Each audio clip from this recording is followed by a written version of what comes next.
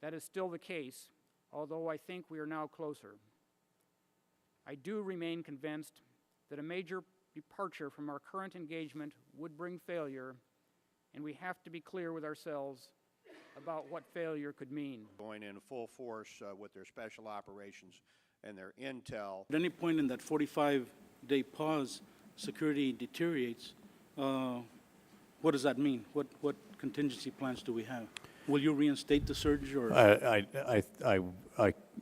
mean, that would be a pretty remote thought in my mind for a variety of different reasons. One is the strategic considerations that I've explained.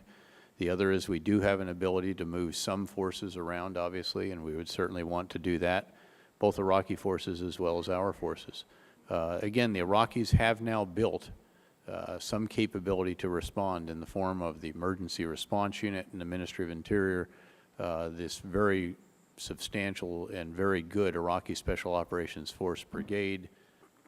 Will you recommend redeployment of additional forces beyond the several brigades that are part of the so-called surge?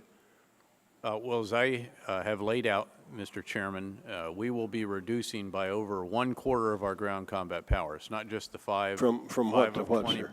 From 20 brigades to 15 brigade combat teams, and also taking out 2 Marine battalions and the Marine Expeditionary Unit. That's a substantial amount.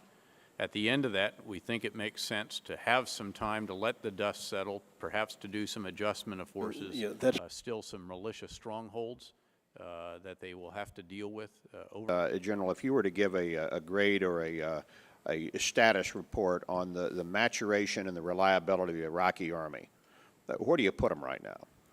Well, again, it's a very, very mixed bag across the board, ranging from exceedingly good units in the Iraqi Special Operations Force Brigade down to some of these very new units. So you have to end up somewhere in the middle, and so I think it's somewhere in the B minus B range. A soldier's plug for the PRTs, commander's plug, because they have been of enormous value.